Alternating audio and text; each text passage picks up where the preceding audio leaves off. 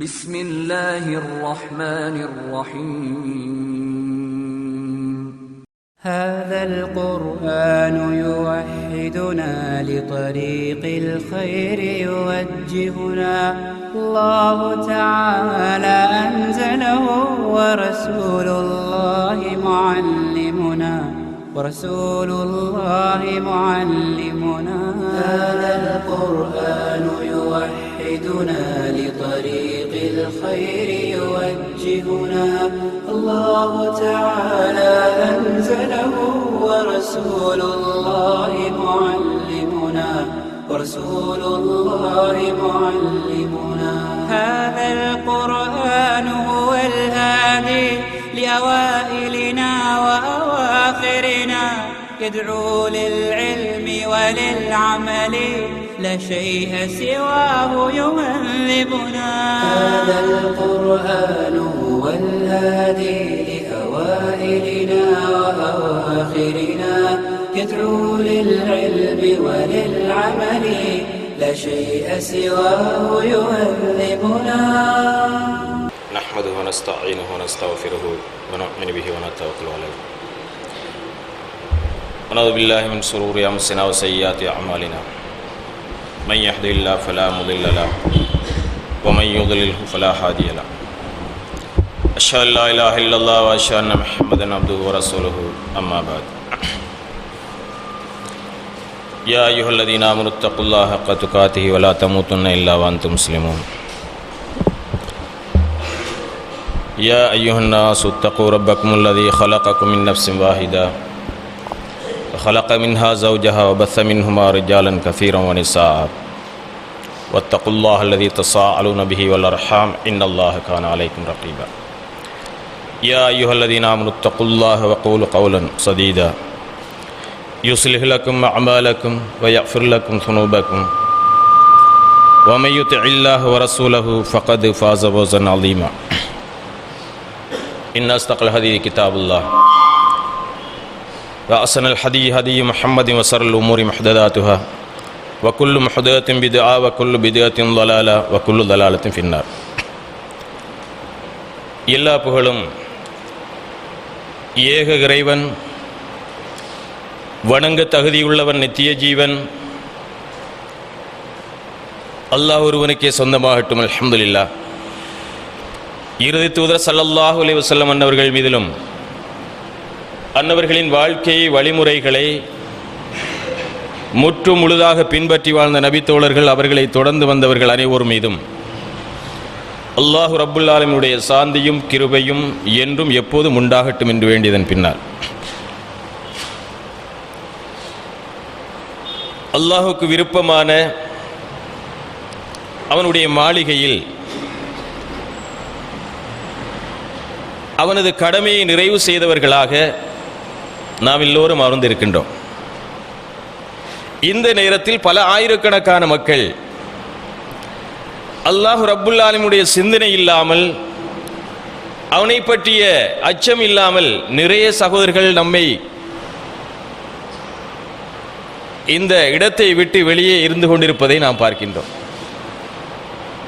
அன்புக்குரிய சகோதரர்களே, அல்லாஹ் ரப்புல் ஆலமீனுடைய மிகப்பெரிய ஒரு கிருபையினால் நாம் எல்லோரும் இந்த பள்ளியில் அமர்ந்திருக்கின்றோம். யாருக்கு அல்லாஹ் ரப்புல் ஆலமீன் நலவி நாடுகின்றானோ அவருக்கு மார்க்கத்திலே விளக்கத்தை கொடுப்பார். அந்த ரப்புல் ஆலமீன் நமக்கு நலவை நாடி இருக்கின்றான், அதனால் நாம் இந்த பள்ளியில் இருக்கின்றோம். மிகப்பெரிய ஒரு அருளாக இருக்கிறது. எனவே இன்றைய உரையில் அல் குர்ஆன் இறை வேதமா என்பதை பற்றிய ஒரு ஆய்வாக இன்றைய உரையை நாம் நோக்குவோம். அன்புக்குரியவர்களே, முஸ்லிம்களாக இருக்கக்கூடிய நாங்கள் இந்த கேள்வியை வைக்கும்போது ஒரு சந்தேகமான பார்வையை நீங்கள் பார்க்கலாம். அப்படியானால் குர்ஆன் என்ன, இது வேதம் இல்லையா, நாங்கள் இதுவரைக்கும் வேதம் என்று கருதவில்லையா என்ற ஒரு கேள்வியை வைக்கலாம், வாதத்தை முன்வைக்கலாம். அன்புக்குரியவர்களே, நான் என்ன சொல்ல வருகின்றேன் என்றால், திருமறை குர்ஆனை நாம் கண்டிப்பாக ஆய்வு செய்ய வேண்டும். இது இறைவேதமா என்பதை நாம் முதலில் பார்க்க வேண்டும். ஏன் தெரியுமா? நம்மை போன்ற மாற்று மத சகோதரர்கள் தாங்கள் இருப்பது சரியான வழி என்று எண்ணிக்கொண்டிருக்கின்றார்கள். அப்படியானால் அவர்கள் இருப்பது சரியா, நாம் இருப்பதும் சரியா? எது உண்மை? எது உண்மையான மார்க்கம்? எனவேதான் நாங்கள் சொல்கின்றோம், திருமறையை படியுங்கள், திருமறையை ஆய்வு செய்யுங்கள். அஃபலா யதப்பரூனல் குர்ஆன அம் அலா குலூபின் அக்ஃபாலுஹா. அவர்கள் இந்த குர்ஆனை ஆய்வு செய்து பார்க்க வேண்டாமா? அவர்களுடைய உள்ளங்கள் என்ன பூட்டு போடப்பட்டிருக்கிறதா என்று அல்லாஹ் ரப்புல் ஆலமீன் கேட்கின்றார். திருமறையை படிப்பது நமக்கு கடமை. முஸ்லிம்களாக இருக்கலாம், முஸ்லிம் அல்லாதவர்களாக இருக்கலாம். திருமறையை படித்தால் தான் இறைவேதம் என்பதை நாம் ஒத்துக்கொள்ள முடியும். படிக்காமல் நாம் ஒத்துக்கொள்ள முடியாது. திருமறை இறைவேதமா என்பதை நாம் ஆய்வு செய்ய வேண்டும். ஆய்வு செய்தால் இறைவேதம் என்பதை நிரூபிக்கப்பட்டால் நாம் ஒவ்வொரு கட்டளைகளையும் கண்டிப்பாக ஏற்றுக்கொள்ள வேண்டும். அது இறை கட்டளை. மாற்று மத சகோதரர்கள் சொல்வார்கள், இது மனிதன், அதாவது முஹம்மது ஸல்லல்லாஹு அலைஹி வஸல்லம் என்று சொல்லக்கூடிய ஒருவருடைய சொல். நாம் அதை உண்மைதானா என்பதை பார்க்க வேண்டும். அல்லாஹ்வுடைய சொல்லை அவர்கள் சொன்னார்களா அல்லது தன்னுடைய சொல்லை அவர்கள் சொன்னார்களா? நாம் ஆய்வு செய்ய வேண்டும். இதைத்தான் திருமறை சொல்கிறது. அன்புக்குரியவர்களே, திருமறை குர்ஆனை நாம் ஒவ்வொரும் முஸ்லிமாக இருக்கக்கூடிய அனைவரும் படிப்பது, ஆய்வு செய்வது நமக்கு கடமை, பொறுப்பு. எனவே இன்றைய உரையில் சில முக்கியமான தகவல்களை நாம் இன்று ஆய்வு செய்து பார்ப்போம். இது இறைவேதமா என்பதை பார்ப்போம். அதற்கு முன்னதாக இந்த இறை செய்தியை நமக்கு சொல்லி தந்ததாக நாம் பேசிக் கொண்டிருக்கக்கூடிய அல்லது நாம் விளங்கி வைத்திருக்கக்கூடிய அல்லது நாம் இதுவரைக்கும் அறிந்து வைத்திருக்கக்கூடிய இறை தூதர் ஸல்லல்லாஹு அலைஹி வஸல்லம் அவர்கள் எப்படிப்பட்டவர்கள் என்பதை முதலில் பார்ப்போம். நபிகளார் ஸல்லல்லாஹு அலைஹி வஸல்லம் அவர்கள் மக்காவில் பிறந்தார்கள். குறைஷி வம்சத்தை சேர்ந்தவர்கள். எழுத படிக்க தெரியாது, உம்மி. அதற்கு ஆதாரமாக சஹீஹுல் புகாரி பாகம் 4 ஹுதைபியா உடன்படிக்கையில் நீங்கள் பார்க்கலாம். நபிகளார் ஸல்லல்லாஹு அலைஹி வஸல்லம் அவர்களுக்கும் குறைஷி, அதாவது முஷ்ரிக்குகளுக்கும் இடையே ஒப்பந்தம் ஏற்பட்டது, ஹுதைபியா உடன்படிக்கை. அந்த ஒப்பந்தத்தில் அவர்கள் சொன்னார்கள், இறை தூதர் என்பதை நாங்கள் ஒத்துக்கொள்ள மாட்டோம். நீர் ஒரு இறை தூதர் அல்ல. இறை தூதர் என்பதை ஒத்துக்கொண்டால் இந்த ஒப்பந்தம் தேவையில்லை. முஹம்மது ஸல்லல்லாஹு அலைஹி வஸல்லம் அவர்கள் இறை தூதர் என்பதை அழிக்க சொன்னார்கள். அந்த வாசகத்தை அழிக்க சொன்னார்கள். அந்த வாசகத்தை அழிப்பதற்கு கூட அல்லாஹ்வுடைய தூதர் ஸல்லல்லாஹு அலைஹி வஸல்லம் தெரியாது. ஏன்? அவர்களுக்கு அந்த சொல் எந்த இடத்தில் இருக்கிறது என்றே தெரியாது. அன்புக்குரியவர்களே, அப்படிப்பட்ட ஒரு இறை தூதராகத்தான் அல்லாஹ் ரப்புல் ஆலமீன் தேர்வு செய்து அனுப்பியிருந்தார். அப்படியானால் தனக்கு தன்னுடைய பெயர் எந்த இடத்தில் இருக்கிறது என்றே தெரியாத ஒரு உம்மி நபி நாம் இப்போது பார்க்க இருக்கின்ற இவ்வளவு பெரிய ஒரு ஞானத்தை எப்படி அவர்கள் சொல்லி இருக்க வேண்டும் என்பது நமக்கு தெரியும். இன்று வரைக்கும் திருமறை குர்ஆன் சவால் விட்டுக் கொண்டிருக்கிறது. உங்களால் முடிந்தால் ஒரு அத்தியாயத்தை கொண்டு வாருங்கள், கொண்டு வந்து பார்க்கட்டும். முஸ்லிம்கள் அல்லாத சகோதரர்கள், முஸ்லிம் அல்லாதவர்கள் முடிந்தால் கொண்டு வந்து பார்க்கட்டும். இன்று வரைக்கும் 1400 ஆண்டு ஆகியும் சவால் விட்டுக் கொண்டிருக்கிறது. அத்தியாயத்தை கொண்டு வாருங்கள், முடிந்தால் கொண்டு வாருங்கள். நீங்கள் என்ன, உங்களுக்கு உதவியாளர்களையும் சேர்த்து கொண்டு வாருங்கள் என்று சவால் விட்டுக் கொண்டிருக்கிறதே. முடியாது, உலகம் அழிவு வரைக்கும் முடியாது. ஏன்? அது இறைவேதம். எந்த ஒரு மனிதனுடைய சொல்லும் அல்ல, மனிதர்களது சொல் அதில் கலக்கப்படவில்லை. கலப்பதற்கு ஒரு சான்ஸும் இல்லை, அதற்கான சாதகமும் இல்லை.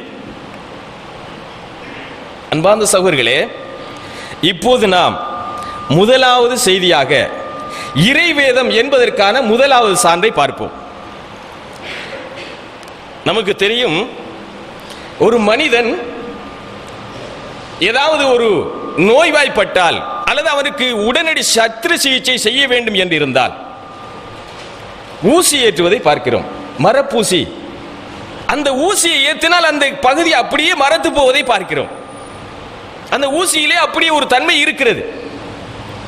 உதாரணமாக கண் ஆபரேஷன் பண்ணுகின்றார்கள், லென்ஸ் மாற்றுகின்றார்கள். அந்த கண்ணுக்கு ஊசி ஏற்றுகின்றார்கள். அந்த ஊசி அந்த கண்ணை அப்படியே மறக்க செய்கிறது, கண்ணை முழுமையாக மறக்கடிக்கிறது. அதே போன்று தோலில் அல்லது ஒரு உடம்பில் ஏதாவது ஒரு ஆபரேஷன் பண்ண வேண்டி இருக்கிறது, அந்த ஆபரேஷன் பண்ணக்கூடிய பகுதிக்கு ஊசி ஏற்றுகின்றார்கள், அதாவது மரப்பூசி. அந்த மரப்பூசி எதற்கு அடிக்கின்றார்கள், எப்படி அடிக்கின்றார்கள் தெரியுமா? உடம்புக்கு அடிப்பது கிடையாது, தோலுக்கு தான் அடிக்கின்றார்கள். எந்த பகுதியினுடைய உறுப்பு மறக்கடிக்கப்பட வேண்டுமோ அந்த பகுதியினுடைய தோலுக்கு ஏற்றுகின்றார்கள் அந்த ஊசியை. அந்த மருந்து அந்த பகுதிக்கு செல்கிறது, அந்த பகுதி அப்படியே மரத்து போகிறது. அப்படியானால் என்ன அர்த்தம்? உணர்ச்சி நரம்புகள் அனைத்தும் தோல் பகுதியில் இருக்கிறது. நம்முடைய மூளை சிந்திக்கக்கூடிய, மூளை உணரக்கூடிய அனைத்து நரம்புகளும் தோல் பகுதியில் இருக்கிறது. உதாரணமாக இந்த தோல் பகுதியில் நாம் ஏதாவது ஒரு தாக்கத்தை ஏற்படுத்தும் போது, அதை கிள்ளும் போது உடனே நம்முடைய மூளை உணர்கிறது. அது எப்படி அங்கே உணர்கிறது? இங்கே நரம்பினுடைய தாக்கம், நரம்புக்கு நாம் கொடுக்கக்கூடிய அந்த தாக்கம் மூளைக்கு செல்கிறது. எனவே தோலினுடைய அந்த தோலில் இருக்கக்கூடிய உணர்ச்சி நரம்புகள் மூளைக்கு அந்த உணர்ச்சியை உண்டாக்குகிறது. அதனால் தான் தடுப்பூசி அந்த தோலுக்கு அடிக்கப்படுகிறது, தோலுக்கு ஏற்றப்படுகிறது, தோலினுடைய நரம்புகள் மறக்கடிக்கப்படுகிறது. இப்போது விடயத்துக்கு வருவோம். இந்த மரப்பூசி எவ்வளவு காலமாக கண்டுபிடித்தார்? அண்மையிலே தான் கண்டுபிடித்தார்கள், சில 100 ஆண்டுகளுக்கு முன்னதாக அல்லது 200 ஆண்டுகளுக்கு முன்னதாக. 1400 ஆண்டுகளுக்கு முன்னதாக எழுதவும் தெரியாது, படிக்கவும் தெரியாது, அறிவியல் பற்றிய எந்த தகவலும் தெரியாத ஒரு உம்மி நபி நபிகளார் ஸல்லல்லாஹு அலைஹி வஸல்லம் அவர்கள் இந்த தோலுக்கு இவ்வளவு சிறப்பு இருப்பதாக, இந்த தோலினுடைய தன்மையை பற்றி மிக தெளிவாக சொல்லி தந்தார்கள். எப்படி சொன்னார்கள்?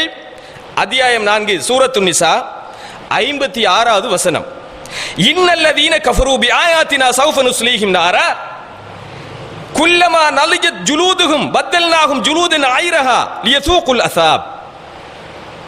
நபிகளார் ஸல்லல்லாஹு அலைஹி வஸல்லம் சொன்னார்கள், திருமறை குர்ஆன் வசனத்தை நமக்கு சொல்லி தருகின்றார்கள், அல்லாஹ்வுடைய வஹியை நமக்கு சொல்லி காட்டுகின்றார்கள்.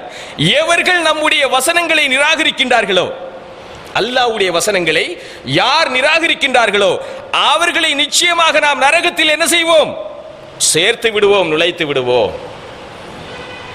அவர்கள் வேதனையை தொடர்ந்து அனுபவிப்பதற்காக, அவர்களுடைய வேதனை தொடர்ந்து இருக்க வேண்டும் என்பதற்காக, அவர்களுடைய தோல் கருகிவிடும் போதெல்லாம் நாம் புதிய தோலை மாற்றுவோம் என்று திருமறை சொல்கிறது.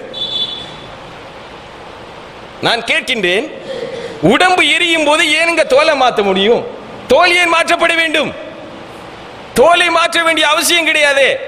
உடம்பு எரியும் போது தோலையே மாற்ற வேண்டும். அல்லாஹ் ரப்புல் ஆலமீன் 1400 ஆண்டுகளுக்கு முன்னதாக நபிகளார் ஸல்லல்லாஹு அலைஹி வஸல்லம் அவர்களுக்கு ஒரு உண்மையான செய்தியை சொல்லி காட்டுகின்றார். ஏன் தெரியுமா? படைப்பாளன், அந்த படைப்பாளனுக்கு தான் தெரியும் இந்த மைக்ரோபோனில் என்னென்ன பொருட்கள் இருக்கிறது, இதற்குள்ள செயல்பாடு என்ன என்பதை படைப்பாளன், அந்த தயாரிப்பாளனுக்கு மட்டும்தான் தெரியும். எனவேதான் அண்ட சராசரங்களை படைத்து இந்த பிரபஞ்சத்தை உருவாக்கி, புகை மண்டலமாக இருந்த அனைத்தையும் உருவாக்கி, வானங்கள் பூமி என்று பிரித்து எல்லாவற்றையும் ஆட்சி அதிகாரத்தையும் தன்னகத்தை கொண்டிருக்கக்கூடிய ஏக இறைவன், அவனுக்கு தெரியாதா இது? இந்த தோலில் தான் மிக முக்கியமான செயல்பாடுகள் எல்லாம் இருக்கிறது. படைத்தவன் அவன். அவன் சொல்கின்றான், இந்த தோல் எரிந்து கருகும் போதெல்லாம் நாம் புதிய தோலை மாற்றுவோம், புதிய தோலை மாற்றி வேதனையை கொடுப்போம். அன்புக்குரிய சகோதரர்களே, தோலினுடைய தன்மையை 1400 ஆண்டுகளுக்கு முன்னதாக நபிகளார் ஸல்லல்லாஹு அலைஹி வஸல்லம் அவர்கள் சொல்லி இருக்கின்றார்கள் என்றால், இது இறை வேதமா அல்லது அவர்களுடைய சொல்லா? சிந்திக்க வேண்டுமா இல்லையா? இது இறை வேதமா அல்லது அவர்களுடைய சொல்லா? எழுத தெரியாது, படிக்க தெரியாது, ஒன்றுமே தெரியாது. இன்னும் சொல்ல போனால் ஆபா தெரியாது, ஏபிசிடி தெரியாது, ஒன்றுமே தெரியாத ஒரு மனிதருக்கு இறை தூதராக அல்லாஹ் ரப்புல் ஆலமீன் அவர்களை கண்ணியப்படுத்தி, அவர்களுக்கு இந்த வகை என்று சொல்லக்கூடிய மிகப்பெரிய ஒரு தத்துவத்தை கொடுத்து, உண்மைகளை கொடுத்து, இந்த மனித சமுதாயத்துக்கு அவர்கள் எத்தி வைத்தார்களே, அவர்களுடைய சொல்லாக இருக்க முடியுமா இது? அல்லது அவர்களுடைய கற்பனையாக இருக்க முடியுமா இது? நிச்சயமாக இருக்காது. ஒன்று இரண்டா இருக்கிறது திருமறை குர்ஆனில். அன்பார்ந்த சகோதரர்களே, ஒவ்வொரு வசனங்களும் நாம் ஆய்வு செய்யக்கூடிய வசனங்கள், ஒவ்வொரு வசனங்களும் ஆய்வு செய்து நாம் படிக்கக்கூடிய வசனங்கள். ஆனால் சில சகோதரர்கள் சொல்வார்கள், திருமறையை படிப்பது பெரிய ஆலிம்களுடைய வேலை மட்டும்தான், நம்மால் படிக்க முடியாது. ஏன் படிக்க முடியாது? படிக்க முடியாத ஒன்றை அல்லாஹ் ரப்பல் ஆலமீன் நமக்கு தரமாட்டான், கண்டிப்பாக தரமாட்டான். இந்த முழு மனித சமுதாயமும் விளங்கிக் கொள்ள வேண்டும் என்பதற்காக லேசாக தந்திருக்கின்றான். வலகத் யஸ்ஸர்னல் குர்ஆன லிஸ்ஸிக்ரி ஃபஹல் மின் முத்தக்கிர். திருமறை குர்ஆன் சொல்லக்கூடிய செய்தி என்ன தெரியுமா? இந்த மனித சமுதாயம் நல்லுணர்ச்சி பெறும் பொருட்டு இந்த குர்ஆனை நாம் மிக்க எளிதாக்கி இருக்கின்றோம், அவர்களில் நல்லுணர்ச்சி பெறுவோர் உண்டா என்று கேட்கிறது. திருமறை குர்ஆனை படிக்க கூடாது என்று எங்கே சொல்லி இருக்கிறது? படியுங்கள், ஆய்வு செய்யுங்கள், அனைவரும் படியுங்கள், படித்து நீங்கள் உண்மையை புரிந்து கொள்ளுங்கள். இன்னும் சொல்ல போனால் திருமறை குர்ஆனை படிக்கும்படி இன்னும் பல வசனங்கள் தூண்டிக்கொண்டே இருக்கிறது. அன்பார்ந்த சகோதரர்களே, இது முதலாவது ஒரு சான்று. திருமறை குர்ஆனில் பல நூற்றுக்கணக்கான இந்த மாதிரியான உண்மை சம்பவங்களை, உண்மை செய்திகளை 1400 ஆண்டுகளுக்கு முன்னதாக சொல்லப்பட்ட, இன்று மனித சமுதாயம் கண்டுபிடித்துக் கொண்டிருக்கக்கூடிய அல்லது ஆய்வின் மூலம் நிரூபித்துக் கொண்டிருக்கக்கூடிய உண்மை செய்திகள் நிறைய உண்டு. அடுத்ததாக பூமியை பாருங்கள். இந்த பூமி உலகத்திலே இருக்கக்கூடிய அனைத்து கோள்களிலும் இதுவும் ஒரு கோளாக இருக்கிறது. பிரபஞ்சத்தில் இருக்கக்கூடிய கோள்கள், அந்த கோள்களில் இதுவும் ஒன்று. 8 கோள்கள் சொல்லப்படுகிறது. 9 கோளில் ஒரு கோள் நீக்கப்பட்டு இருக்கிறது. அதில் ஒன்று பூமி. பூமியை தவிர எல்லா கோள்களிலும் மனிதன் வாழ முடியுமா இல்லையா? நம்முடைய பார்வையில் செவ்வாய் கிரகத்தில் இன்று குடியேற மனிதன் முயற்சித்துக் கொண்டிருக்கின்றார். ஆய்வு நடந்து கொண்டிருக்கிறது, நடைபெற்றுக் கொண்டிருக்கிறது ஆய்வு. குடியேறலாமா? கண்டிப்பாக திருமறை அடித்து சொல்கிறது, உன்னால் முடியாது. நீ எவ்வளவுதான் முயற்சி எடுத்தாலும் உன்னால் முடியாது. இருக்கலாம் தற்காலிகமாக, ஆனால் பூமியினுடைய இந்த வசிப்பிடத்தை போன்று உன்னால் அங்கு வாழ முடியாது, கண்டிப்பாக வாழ முடியாது. ஏன் தெரியுமா? நம்முடைய தந்தை ஆதம் அலைஹிஸ்ஸலாம் அவர்களை படைத்து அவர்களுடைய அந்த வெளியேற்றும் போது, அவர்களை சுவனத்தில் இருந்து, சொர்க்க சோலையில் இருந்து வெளியேற்றும் போது சொல்லக்கூடிய வசனம் நமக்கு மிக தெளிவாக சொல்கிறது. என்ன சொல்கிறது அது? அத்தியாயம் 7 வசனம் 24, நீங்கள் வெளியேறி விடுங்கள், பழத்தை சாப்பிட்டதால், தடுத்த மரத்தினுடைய கனியை சாப்பிட்டதால் நம்முடைய தந்தை ஆதம் அலைஹிஸ்ஸலாம் அவர்களும் தாய் ஹவ்வா அலைஹிஸ்ஸலாம் அவர்களும் வெளியேற்றப்படுகின்றார்கள். வெளியேற்றும் போது அல்லாஹ் ரப்பல் ஆலமீன் சொல்கின்றான், நீங்கள் இதிலிருந்து வெளியேறி விடுங்கள், உங்களில் ஒருவர் மற்றவருக்கு எதிரியாகி விடுவீர்கள். கண்டிப்பாக நடக்குது. அது மட்டுமல்ல, பூமியில் தான் உங்களுக்கு தங்குமிடம் உண்டு, ஒரு காலம் வரையில் நீங்கள் சுகம் அனுபவிக்கலாம் என்று சொல்லிவிட்டு சொல்கின்றான், கால ஃபீஹா தஹ்யௌன வ ஃபீஹா தமூதுன வ மின்ஹா துஹ்ரஜூன். அதிலே தான் நீங்கள் உயிர் வாழ்வீர்கள், அதிலே தான் நீங்கள் இறப்பீர்கள், அதிலிருந்து தான் நீங்கள் எழுப்பவும் படுவீர்கள். ஏன் செவ்வாயிலிருந்து சொல்லலாமா இல்லையா? பூமியை தவிர எங்குமே வாழ முடியாத அன்பார்ந்த சகோதரர்களே. ஏன் தெரியுமா?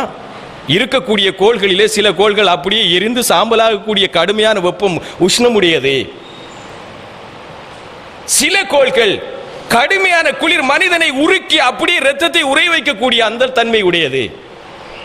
ஆனால் பூமியை பொறுத்தவரையில் 23 டிகிரி சாய்வு பகுதியில் சுழல்வதால் மனிதனுக்கு வேண்டிய இந்த சந்தர்ப்பங்கள், அவனுடைய சூழல் மாற்றம் அடையக்கூடிய அனைத்து சந்தர்ப்பங்களும் இருக்கிறது பூமியில் தான். சுவாத்தியமாக இன்னும் சொல்வதாக இருந்தால், மனிதன் வாழ்வதற்கு சுவாத்தியமான ஒரு சூழலை உருவாக்கி கொடுத்திருக்கின்றான் இந்த பூமியில். செவ்வாய் கிரகத்தில் வாழ முடியாது, நெப்டியூனில் வாழ முடியாது, புதனில் போய் நெருங்க முடியாது, எரிந்து விடுவான். எனவே உனக்கு இந்த பூமி தான் சொந்தம், இதில் தான் நீங்கள் உயிர் வாழ்வீர்கள், இதில் இறப்பீர்கள், மீண்டும் எழுப்பப்படுவீர்கள். எங்க வாழ முடியும்? இன்னும் பல 100 ஆண்டுகள் முயற்சி எடுத்தாலும் பூமியை தவிர மனிதன் எந்த கிரகத்திலும் வாழ முடியாது. திருமறை அடித்து சொல்லிவிட்டது, உன்னால் முடியாது.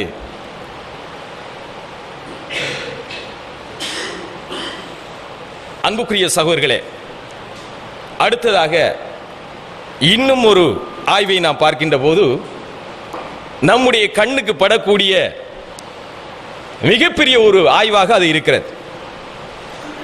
இந்த இரும்பை எடுத்து பாருங்கள்.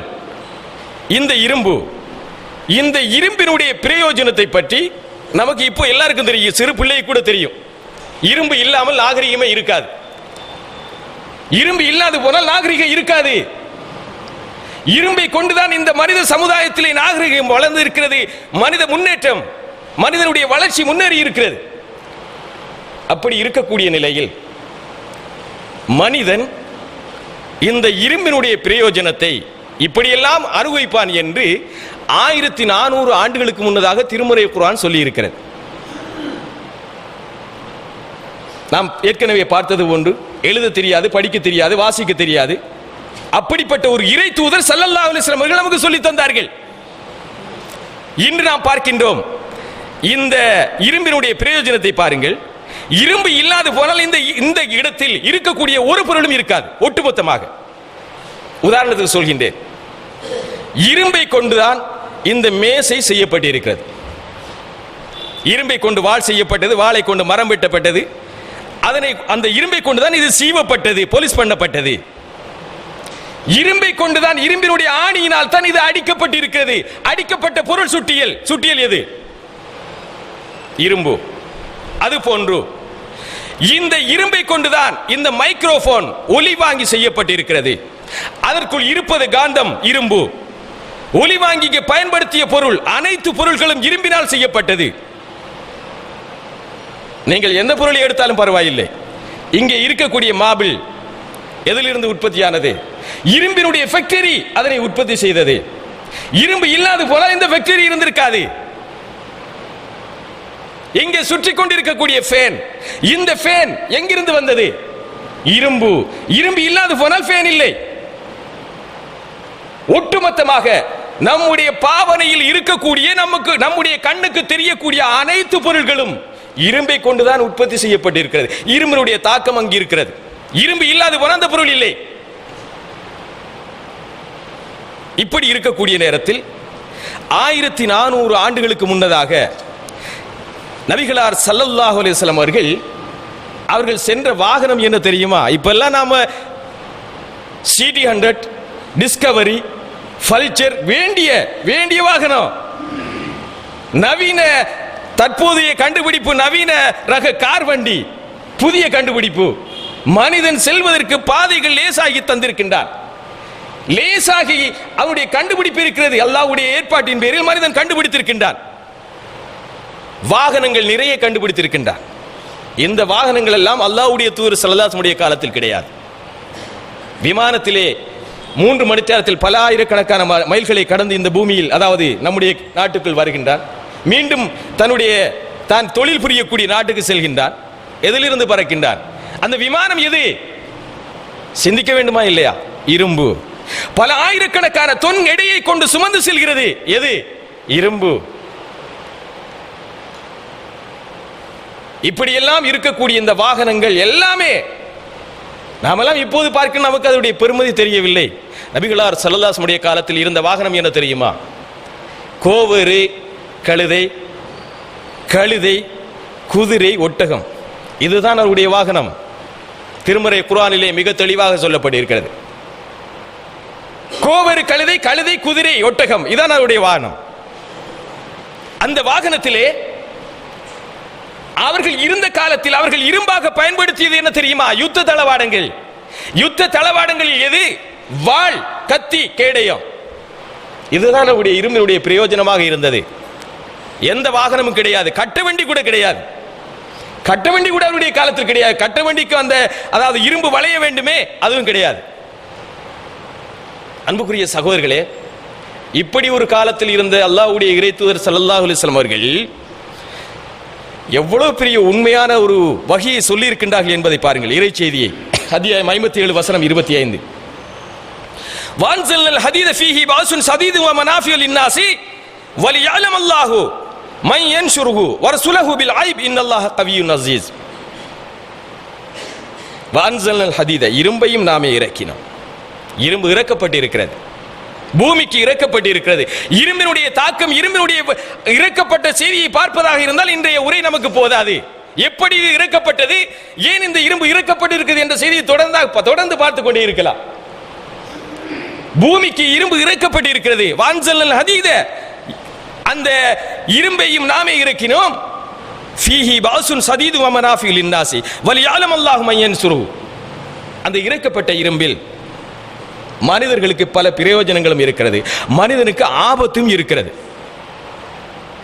இரும்பில் பிரயோஜனம் இருக்கிறது, ஆபத்தும் இருக்கிறது. சொல்லிவிட்டு சொல்கிறது திருமறை வசனம், மன் யன்சுருஹு வரசுலஹு பில் ஐபி இன்னல்லாஹ கவியுன் அஸீஸ். மறைவிலும் அல்லாஹ்வுக்கும் அவருடைய தூதருக்கும் யார் இந்த இரும்பின் மூலமாக உதவி செய்கின்றார்கள் என்பதை அல்லாஹ் ரப்பல் ஆலமீன் பரிசோதித்து பார்க்கின்றார், சோதித்து பார்க்கின்றார். இரும்பை கொண்டு சோதித்து பார்க்கின்றார். அன்புக்குரியவர்களே, இந்த இரும்பை பற்றி திருமறை சொல்லக்கூடிய வசனத்தை பாருங்கள். இரும்பையும் நாமே இறக்கினோம், அதில் மனிதர்களுக்கு பிரயோஜனம் இருக்கிறது, ஆபத்தும் இருக்கிறது என்று சொல்கிறது. எப்ப சொன்னது? 1400 ஆண்டுகளுக்கு முன்னதாக. அந்த காலத்திலே பிரயோஜனம் என்ன? நாம் இப்போது பார்த்தது போன்று ஒரு பிரயோஜனம் கிடையாது. யுத்தத்துக்கு மட்டும் பயன்படுத்தினார்கள். வாள் கேடயங்களை கொண்டு தடுத்தார்கள், யுத்தம் செய்தார்கள், வெட்டினார்கள் வாளை கொண்டு. ஆனால் இப்ப என்ன நடக்கிறது தெரியுமா?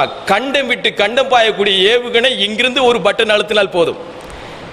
இங்கிருந்து அழுத்தினால் அமெரிக்காவுக்கு செல்லக்கூடிய, அதாவது நவீன ரக ஏவுகணைகளை கண்டுபிடித்துக் கொண்டிருக்கின்றான் மனிதன். கண்டம் விட்டு கண்டம் பாயும். அங்கு செல்லக்கூடிய அந்த ஏவுகணை அப்படியே ஒரு பகுதியை அழித்துவிடும். செல்லக்கூடிய ஏவுகணையில் ரசாயன ஆயுதங்கள் சுமக்கப்பட்டு செல்கிறது. அது கடலில் யுத்தம் நடக்கிறது. AK-47 கொண்டு வரப்பட்டது. ஆர்ட்லரி செல்கள், மல்டி பேரல்கள், உலகத்திலே என்னென்ன நவீன ரக ஆயுதங்கள் இருக்கிறதோ அனைத்தும் இரும்பின் பிரயோஜனமாக இருக்கிறது. மனிதனுடைய அழிவுக்கு சிந்தித்து பாருங்கள் அன்பான சகோதரர்களே. ஒரு தடியை எடுத்து ஓங்கி அடித்தால் மனிதன் இறந்து விடுவான். அந்த மனிதனுக்கு அந்த அளவுக்கு சக்தி கிடையாது. தலையில் ஒரு அடி போட்டோம் சொன்னா இறந்துடுவான். இந்த மனிதனை அழிப்பதற்காக இவ்வளவு பெரிய ஒரு ஆயுதம் தேவையா? எவ்வளவு நவீன ரக ஆயுதங்களை மனிதன் கண்டுபிடித்திருக்கின்றான் பாருங்கள். அல்லாஹ்வுடைய அந்த இரும்பை வைத்து. அல்லாஹ்வுடைய ஏற்பாடு அது. திருமறை சொல்லக்கூடிய உண்மையை பாருங்கள். மனிதனுக்கு பல பிரயோஜனங்கள் இருக்கிறது, அதுல தீமையும் இருக்கிறது. பிரயோஜனம் என்ன? நாம இப்ப பார்த்தோமே, இந்த மைக்ரோபோன், இந்த போன் இருக்கக்கூடிய இன்று நாம் உலகத்தையே அடக்கி வைத்திருக்கின்றோம். அன்பார்ந்த சகோதரர்களே, சிந்தித்து பாருங்கள். உலகம், பூமிக்குள்ளே உலகத்திலே இருக்கக்கூடிய அனைத்து சகல கருவிகளும், சகல இயக்கங்களும் இந்த போனுக்குள்ள வந்துட்டு எந்த நாட்டில் என்ன நடக்கிறது என்று உடனடியாக பார்க்க முடியும்.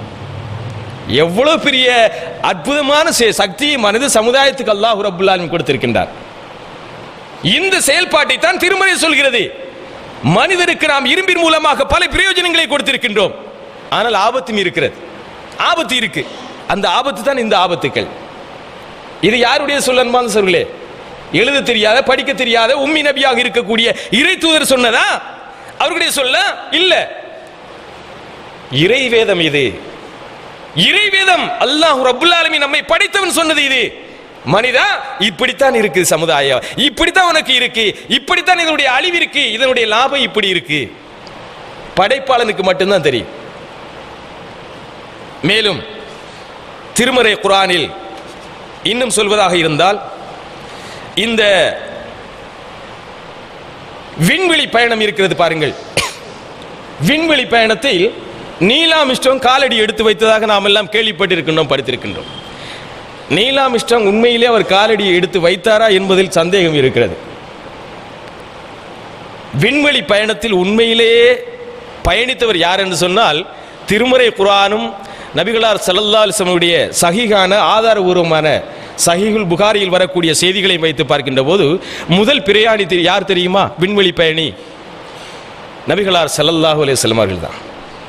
தொழுகைக்காக அழைத்து செல்ல ஜிப்ரீல் அலைஹிஸ்ஸலாம் அவர்களை அனுப்பி அவர்கள் மூலமாக புராக் என்று சொல்லக்கூடிய வாகனத்திலே ஏற்றி அவர்கள் மிக நிதானமாக கொண்டு சென்று முதலாவது வானத்தை கடந்து, இரண்டாவது வானத்தை கடந்து, 7வது வானம் வரைக்கும் சென்று, சித்ரத்துல் முந்தஹா என்று சொல்லக்கூடிய இடம் வரைக்கும் சென்று அங்கு ஜிப்ரீல் அலைஹிஸ்ஸலாம் அவர்களுடைய முழுமையான தோற்றத்தை 600 இறக்கைகளோடு பார்த்த சம்பவத்தை நாம் சஹீஹுல் புகாரியிலே பார்க்கின்றோம்.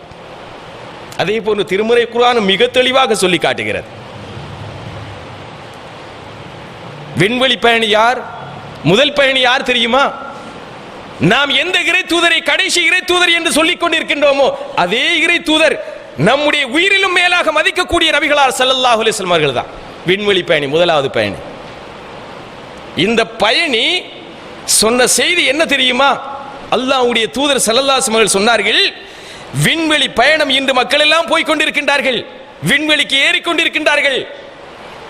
அந்த விண்வெளி பயணத்திலே என்ன நடக்கும் என்பதை திருமறை குர்ஆன் நமக்கு சொல்லித் தருகிறது. விண்வெளிக்கு போகக்கூடிய மனிதனுக்கு இந்த மாதிரி நடக்கும். ஆனால் விண்வெளிக்கு உங்களால் போக முடியும், விண்வெளியை கடக்க முடியும் என்று சொல்கிறது. அந்த காலத்தில் கடலை கூட கடக்க முடியாத பெரிய ஒரு ஆபத்தில் கப்பலில் தான் கடந்து செல்லக்கூடிய அந்த காலத்தில் அல்லாஹ்வுடைய இறைவேதம் எவ்வளவு பெரிய உண்மையை சொல்கிறது பாருங்கள். நீங்கள் எல்லையை கடப்பதாக இருந்தால் உங்களுக்கு ஒரு பலம் வேண்டும் என்று சொல்கிறது. அத்தியாயம் 55 வசனம் 33 திருமறை குர்ஆன் சொல்கிறது, யா மாஷரல் ஜின்னி வல் இன்சி இன் இஸ்தததும் அன் தன்ஃபுது மின் அக்தாரி ஸமாவாத்தி வல் அர்லி ஃபன்ஃபுது லா தன்ஃபுதுன இல்லா பிசுல்தான். என்ன சொல்கிறது? ரெண்டு பேரையும் அழைக்கிறது. யா மாஷரல் ஜின்னி வல் இன்ஸ்,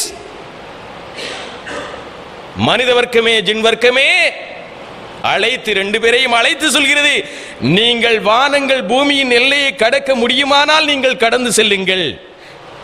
ஆயினும் அவைகளினுடைய ஆட்சி புரியக்கூடிய மிகப்பெரிய பலத்தை கொண்டே தவிர உங்களால் கடக்க முடியாது. கடக்கலான பலம் வேண்டும் என்று சொல்கிறது. நபிகளார் ஸல்லல்லாஹு அலைஹி வஸல்லம் காலத்தில் ஒட்டக பயணம் மேற்கொண்டிருக்கக்கூடிய அந்த காலத்தில் விண்வெளியை கடக்கும்படி சொல்கிறது. ஆனா பலம் வேண்டும் என்று சொல்கிறது. பலம் வேண்டும், சக்தி வேண்டும். சுல்தான் என்று சொல்லக்கூடிய அரபு பதத்துக்கு கொடுக்கக்கூடிய கருத்து அது. உங்களுக்கு அந்த சக்தி இருந்தால் நீங்க போகலாம். என்ன சக்தி? அந்த காலத்தில் இருந்த நபி தோழர்களுக்கு சொன்னா அது புரிஞ்சிருக்காது. அவர்கள் அந்த அளவுக்கு ஆற்றல் பெற்றிருக்கவில்லை. அந்த அளவுக்கு அல்லாஹ் ரப்புல் ஆலமீன் அந்த காலத்தில் சிந்தனையை கொடுக்கவில்லை. அவருடைய சிந்தனைகள் எல்லாம் அல்லாஹ்வை வணங்குவது, அல்லாஹ்வுடைய இபாதத்துகளில் ஈடுபடுவது, மார்க்கத்தை பாதுகாப்பது, இதுதான் அவருடைய செயல்பாடுகளாக இருந்தது. இந்த அறிவு ஆற்றல், இந்த ஆய்வுகள் எல்லாம் அவருடைய காலத்தில் இல்லை. அந்த அளவுக்கு அறிவு வளர்ந்திருக்கவும் இல்லை. ஆனால் இன்று வளர்ந்திருக்கிறது. மனிதன் ஆய்வு செய்கின்றார். இந்த சுல்தான் என்று சொல்லக்கூடிய அந்த சக்தி, அந்த பவர்ஃபுல் என்ன என்பதை அடுத்த வசனம் சொல்கிறது. அத்தியாயம் 6 வசனம் 125. மனிதன் விண்வெளி பயணம் செல்வதாக இருந்தால் அவனுக்கு என்ன பவர் வேண்டும் தெரியுமா? ஃபமை யுரிதில்லாஹு ஐ யஹ்தியஹு யஷ்ரஹு ஸத்ரஹு லில் இஸ்லாம் வ மை யுரிது ஐ யுதில்லஹு யஜ்அல் ஸத்ரஹு லையகன் ஹரஜன் கஅன்னமா யஸ்அது ஃபிஸ் ஸமா கஸாலிக யஜ்அலுல்லாஹு ரிஜ்ஸ அலல்லதீன லா யுமினூன். அத்தியாயம் 6 வசனம் 125. திருமறை குர்ஆன் சொல்கிறது, அல்லாஹ் எவர்களுக்கு நேர்வழி காட்ட விரும்புகின்றானோ அவருடைய உள்ளத்தை இஸ்லாத்தின் பக்கம் விரிவாக்குகின்றான். எவர்களுக்கு நேர்வழி காட்ட விரும்புகின்றானோ அவர்களுக்கு இஸ்லாத்தின் பக்கம் அவருடைய உள்ளங்களை விரிவாக்குகின்றான். எவர்களுக்கு அவர்களுடைய தீய செயல்பாட்டின் காரணமாக வழிகட்டிலை விட்டுவிட்டானோ அவர்களுடைய உள்ளங்களை வானத்தில் ஏறுவனுடைய உள்ளங்கள் சுருங்குவதை போன்று சுருங்குகின்றன, சுருங்கும்படி ஆக்குகின்றான் என்று சொல்கின்றான். இதுல சொல்லக்கூடிய என்ன விடயம் தெரியுமா? வானத்தில் ஏறக்கூடியவனுக்கு உள்ள சுருங்கும் என்று சொல்கிறது. அன்பான சகோதரர்களே, வானத்தில் ஏறக்கூடியவனுக்கு ஏன் உள்ள சுருங்கணும்? சிந்திக்கணுமா இல்லையா? ரெண்டு விஷயம் இருக்கு. நாம பார்க்கும்போது நம்முடைய அறிவுக்கு பட்ட வரைக்கும் ரெண்டு விஷயத்தை நாம் பார்க்கின்றோம். ஒன்று புவி ஈர்ப்பு. புவி ஈர்ப்பை கடக்கும் போது அவனுக்கு ஒரு ஈர்ப்பு தன்மை, எல்லையை கடக்கும் போது அந்த தன்மை வருகிறது, பூமியை விட்டு மேலே செல்லும் போது. இரண்டாவது, காற்று கிடையாது. குறிப்பிட்ட பகுதியில் தான் காற்று மண்டலம் இருக்கிறது, வளிமண்டலம். அதுக்கு மேல கிடையாது. இப்ப சுருங்குமா இல்லையா? சுருங்கும்.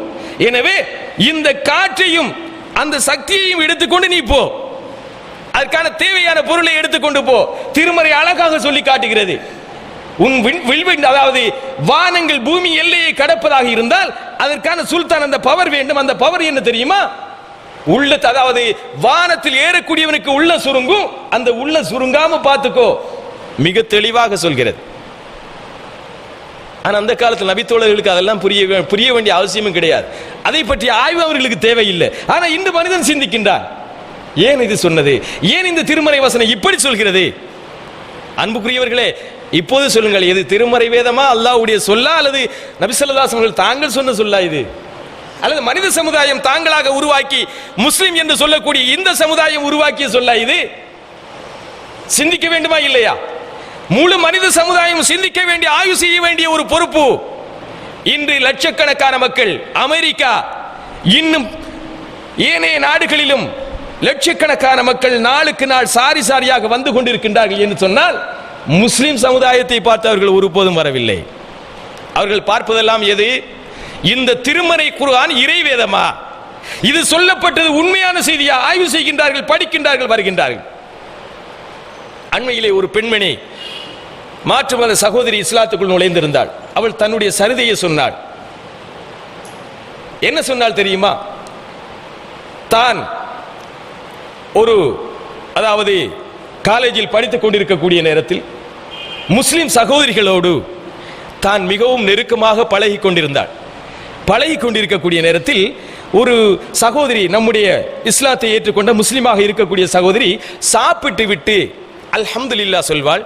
சாப்பிட்டு முடியும் போது கையை சூப்புவாள். இதையெல்லாம் அந்த பெண்மணி, மாற்று மத சகோதரியாக இருக்கக்கூடிய அந்த பெண்மணி கேட்பாள், ஏன் இதெல்லாம் நீங்க சூப்புறீங்க? ஏன் இது எங்களுடைய தலைவர், எங்களுடைய இறை தூதர் ஸல்லல்லாஹு அலைஹி வஸல்லம் சொன்னது செய்தது, அதனால தான் நாங்க சூப்புறோம். சாப்பிட்டு நாங்க அல்ஹம்துலில்லாஹ் சொல்றோம், அல்லாஹ்வுக்கு நன்றி சொல்றோம். இந்த மாதிரி செயல்பாடுகளை பார்க்கும்போது அவளுக்கு ஒரு இஸ்லாத், அதாவது தான் சில வேளைகளில் இந்த முஸ்லிம் சகோதரிகளை ஏசினால் கூட அவர்கள் பொறுமையாக சென்று விடுவார்களாம். இதெல்லாம் பார்க்கும்போது அந்த பெண்ணுக்கு மிகப்பெரிய ஒரு ஆச்சரியம். ஏன் இந்த சகோதரி இந்த மாதிரி நடந்து கொள்கின்றாள்? ஏனைய சகோதரிகள் இப்படித்தானே நடக்கின்றார்கள், இதுல என்ன இருக்கிறது என்று சொல்லி ஒரு நாள் என்ன செய்தால், இவர்கள் தங்கக்கூடிய ரூமுக்குள்ள தன்னுடைய பார்வை செலுத்தி அவர்கள் படித்துக் கொண்டிருக்கக்கூடிய குர்ஆனை தேடுறா. குர்ஆனை தேடி அவள் என்ன செய்தாள்? குர்ஆனை பார்க்கின்றாள். பார்க்கக்கூடிய நேரத்தில் அவளுக்கு சரியாக தெளிவாக தெரியவில்லை, அந்த விடயம் அவளுக்கு சரியாக தெரியவில்லை. இப்ப அவருடைய அல்லாஹ்வுடைய ஏற்பாடு என்ன தெரியுமா? உலகத்தில் இன்று மிகப்பெரிய ஒரு தாயாக இருக்கக்கூடிய சகோதரர் ஜாக்கிர் அவர்கள் தன்னுடைய சொற்பொழிவில் இந்த நிறைய செய்திகளை அவர்கள் சொல்லி இருக்கின்றார்கள். அந்த செய்தி அவர்களுக்கு அந்த பெண்மணிக்கு பட்ட உடனே அங்கு கனெக்ஷனை கொடுத்தால், சகோதரர் ஜாக்கிருக்கு கனெக்ஷனை கொடுத்து அதன் மூலமாக, அவர் மூலமாக நிறைய தகவல்களை பெற்றாள். அதற்கு பிறகு ஒரு வருட காலமாக குர்ஆனை ஆய்வு செய்திருக்கின்றாள். சாதாரணமாக அவள் இஸ்லாத்துக்குள் வரவில்லை அந்த சகோதரி. ஒரு வருட காலமாக திருமறை குர்ஆனை ஆய்வு செய்து உண்மையிலே இது இறைவேதம் என்பதை உணர்ந்து உடனே இஸ்லாத்தை ஏற்றுக்கொண்டாள். இதுதான் இஸ்லாம். அன்புக்குரிய சகோதரர்களே, இஸ்லாத்துக்குள்ள வந்தா நம்ம மாதிரி வெறுமனே பார்வையாளர்களாக இருந்து விட்டு செல்ல முடியாது. வெறுமனே இஸ்லாத்துக்குள்ள வந்து பார்வையாளர்களாக இருக்க முடியாது. தஅவா செய்யுங்கள், நீங்கள் ஒவ்வொருவரும் தஅவா செய்யுங்கள். அந்த பெண்மணி இன்று தஅவா செய்து கொண்டிருக்கின்றார். நமக்கு தெரியும், அந்த பெண்மணி மக்கள் மத்தியிலே தஅவா பணியில் இருந்து கொண்டிருக்கின்றாள். தான் இஸ்லாத்தில் நுழைந்தது, இஸ்லாத்தினுடைய உண்மையான செய்தி இதுதான். இப்படி ஆயிரக்கணக்கான மக்கள், லட்சக்கணக்கான மக்கள் தங்களுடைய செயல்பாடுகளை இஸ்லாத்தில் மாற்றிக்கொண்டதற்கான அமைப்பு, அதற்கான காரணம் என்ன தெரியுமா? அல்லாஹ் ரப்புல் ஆலமீனுடைய இறைவேதம் தான். இந்த இறைவேதத்தை படிக்கின்றார்கள், ஆய்வு செய்கின்றார்கள், இஸ்லாத்துக்குள் ஆட்டோமேட்டிக்கா வருகின்றார்கள். ஆனால் நம்ம எத்தனை பேர் ஆய்வு செய்திருக்கணும், சிந்தித்து பாருங்கள். முஸ்லிமாக இருந்துவிட்டு நாம நினைக்க கூடாது, நாங்கெல்லாம் பரம்பரை முஸ்லிம் தானே, நாங்க ஏன் குர்ஆனை படிக்கணும்? நான் கேட்கின்றேன் அன்பார்ந்த சகோதரர்களே, உண்மையிலே இஸ்லாம் தான் இல்லைன்னு சொல்லல. நாம் இருக்கக்கூடிய இந்த மார்க்கம் உண்மைதானா என்று பார்க்க வேண்டுமா இல்லையா? மாற்று மத சகோதரிகள் அவர்கள் தாங்கள் வணங்கிக் கொண்டிருக்கக்கூடிய கற்களையும் சிலைகளையும் கடவுள் என்று நம்பிக்கொண்டிருக்கின்றார்கள். அவர்களுடைய அறிவுக்கு அது சரியாக படுகிறது. ஆனால் அதே போன்று நாம இப்போது வணங்கிக் கொண்டிருக்கின்றோம், சரியாக நமக்கு படுகிறது. இதில் இது சரி, இதில் எது சரி? நாம் ஆய்வு செய்து பார்க்க வேண்டும். நம்முடைய அறிவுக்கு நாம் போட வேண்டும். திருமறையை படிக்க வேண்டும். இது இறைவேதமா? திருமறை குர்ஆனில் என்னென்ன சொல்லப்பட்டிருக்கிறது? இன்று வரைக்கும் சவால் விட்டுக் கொண்டிருக்கிறது. யார் இதுக்குள் இந்த சவால், இந்த போட்டியில் அவர்கள் ஜெயித்திருக்கின்றார்கள்? யார் முன் வந்தார்கள்? முடியாது. உலகம் அழியும் வரைக்கும் எவருமே அந்த சவாலை ஏற்றுக்கொள்ள முடியாது. அது மட்டுமல்ல, அடுத்த சான்றாக நாம் பார்க்கக்கூடிய மிகப்பெரிய ஒரு செய்தி, அல்லாஹ்வுடைய தூதர் ஸல்லல்லாஹு அலைஹி வஸல்லம் அவர்கள் தன்னுடைய காலத்தில் அவர்களுடைய மிகப்பெரிய ஒரு அற்புதமான செய்தியை அவர்கள் சொன்னது, அவர்கள் செய்து காட்டியது. புகாரியிலே பாகம் 7 7274 நபிமொழி, நபிகளார் ஸல்லல்லாஹு அலைஹி வஸல்லம் சொன்னார்கள், ஒவ்வொரு இறை தூதருக்கும் சில அற்புதங்கள் வழங்கப்பட்டே இருந்தன. எனக்கு வழங்கப்பட்ட அற்புதம் எல்லாம் இந்த திருமறை என்று சொன்னார்கள். அப்படியானால் நபி ஸல்லல்லாஹு அலைஹி வஸல்லம் வேற அற்புதம் ஒண்ணுமே கிடைக்கலையா?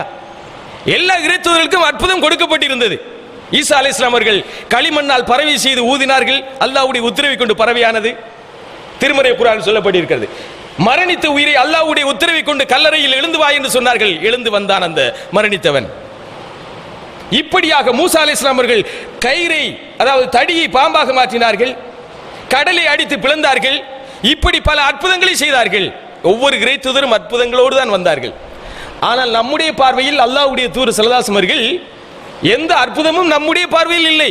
ஆனால் அவர்கள் சொல்கின்றார்கள், இறைவேதம் தான் என்னுடைய அற்புதம் என்று சொன்னாலும் கூட இந்த அவர்களுடைய காலத்தில் மினாவிலே அவர்கள் இருந்து கொண்டிருக்கும் போது, நபி ஸல்லல்லாஹு அலைஹி வஸல்லம் மினாவிலே இருக்கின்றார்களா, முஷ்ரிக்கள் போகின்றார்கள், இஸ்லாத்தை ஏற்காத சகோதரர்கள் போய் சொன்னார்கள், முஹம்மதே ஸல்லல்லாஹு அலைஹி வஸல்லம், நீர் ஒரு இறை தூதர் என்று தானே சொல்கின்றீர். இறை தூதராக இருந்தால் நாங்கள் சொல்லக்கூடிய ஒரு அற்புதத்தை காட்ட வேண்டும். நாங்கள் சொல்லக்கூடிய அற்புதத்தை காட்ட வேண்டும். என்ன அற்புதம்? எங்களுக்கு ஒரு அற்புதம் வேண்டும், நீங்கள் இப்போ எங்களுக்கு காட்ட வேண்டும். நபி ஸல்லல்லாஹு அலைஹி வஸல்லம் அவர்கள் மிகப்பெரிய ஒரு அற்புதத்தை காட்டினார்கள். என்ன அற்புதம் அது?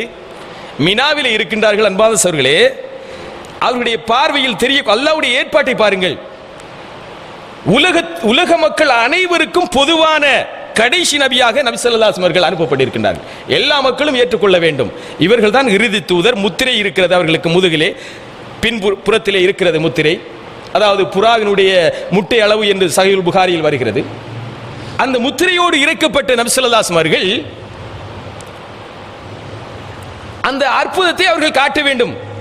உலக மக்கள் அனைவருக்கும் பொதுவாக அனுப்பப்பட்ட இறை தூதர். இப்ப மூசா அலைஹிஸ்ஸலாம் அவர்கள் காட்டிய அந்த தடியை பாம்பாக மாற்றியது அவருடைய காலத்தில் முடிஞ்சிச்சு. ஈசா அலைஹிஸ்ஸலாம் அவர்கள் அந்த, அதாவது களிமண்ணால் பறவை செய்து ஊதியது, மரணித்தவனை எழும்ப சொன்னதெல்லாம் அவருடைய காலத்தில் முடிஞ்சிட்டு. ஆனால் இறை தூதர் ஸல்லல்லாஹு அலைஹி வஸல்லம் அவர்கள் காட்டிய அற்புதம் உலகம் முடியும் வரைக்கும் இருக்கணுமா இல்லையா? அல்லாஹ்வுடைய ஏற்பாட்டை பாருங்கள். மினாவிலே இருந்து கொண்டிருக்கின்றார்கள். இப்னு மசூத் ரலியல்லாஹு அன்ஹு இந்த செய்தியை, அப்துல்லா பின் மசூத் ரலியல்லாஹு அன்ஹு இந்த செய்தியை அறிவிக்கின்றார்கள். புகாரியிலே பாகம் 4 3869 நபிமொழி, மேலும் 68 நபிமொழி தொடராக வருகிறது. 4-5 நபிமொழிகள் வருகிறது புகாரியில். மினாவில் இருக்கக்கூடிய நேரத்தில் நபி ஸல்லல்லாஹு அலைஹி வஸல்லம் அவர்கள் இருக்கின்றார்கள். முஷ்ரிக்கள் வந்து கேட்டார்கள், அல்லாஹ்வுடைய ஏற்பாடு பாருங்கள், சந்திரன் அந்த நேரத்திலே உதித்துக் கொண்டிருக்கிறது. சந்திரனை பார்த்தார்களா, சந்திரனை அவர்கள் பிளக்கின்றார்கள். சுபஹானல்லாஹ். மினாவிலே இருந்து கொண்டு சந்திரனை பிளக்கின்றார்கள். எந்த அளவுக்கு என்று சொன்னால், அறிவிப்பாளர்கள் சொல்கின்றார்கள், நாங்கள் உஹது மலையை பார்த்தோம். சுபஹானல்லாஹ். எந்த அளவுக்கு பிளந்திருக்கிறது பாருங்கள். மலையை நாங்க பார்த்தோம், அந்த அளவுக்கு அது வெடிச்சு அப்படியே பிளந்துட்டது. அல்லாஹ்வுடைய உத்தரவின் பேரில் மினாவில் இருந்து கொண்டே சந்திரனை 2 துண்டாக பிளந்தார்கள். அந்த பிளந்த அடையாளத்தை பற்றி திருமறை குர்ஆனில் சொல்லப்பட்டிருக்கிறது. சந்திரன் பிளந்ததை பற்றி திருமறை குர்ஆனில் சொல்லப்பட்டிருக்கிறது. எப்படி சொல்கிறது? அத்தியாயம் 54 வசனம் 1 தொடக்கம் 2. இக்தரபதி ஸாஅத்து வன் ஷக்கல் கமர் வ இன் யரவ் ஆயத்தன் யுரிது வ யகூலு சிஹ்ரும் முஸ்தமிர். மறுமை நாள் நெருங்கி விட்டது, சந்திரனும் பிளந்து விட்டது. அவர்கள் எந்த அத்தாட்சிகளை கண்ட போதும் அவர்கள் இது வெறும் சூரியன்தான் என்று சொல்கின்றனர். சந்திரன் பிளந்து விட்டது என்று திருமறை குர்ஆன் எப்போதே சொல்லிவிட்டது. 1400 ஆண்டுகளுக்கு முன்னதாக சந்திரன் பிளந்திருக்கிறது. அது ஒட்டி இருக்கிறதா ஒட்டவில்லை என்று யார் பார்த்திருக்கின்றோம்? ஆனால் இன்று ஆய்வாளர்கள் நிரூபிக்கின்றார்கள், சந்திரன் பிளந்திருக்கிறது. எதற்கு, எந்த நேரில் பிளந்திருக்கிறது என்று சொன்னால், சரியாக அரேபியாவுக்கு நேரே பிளந்திருக்கிறது. அதுக்கு பேரும் வைத்தார்கள் அரேபியன் பிளவு என்று.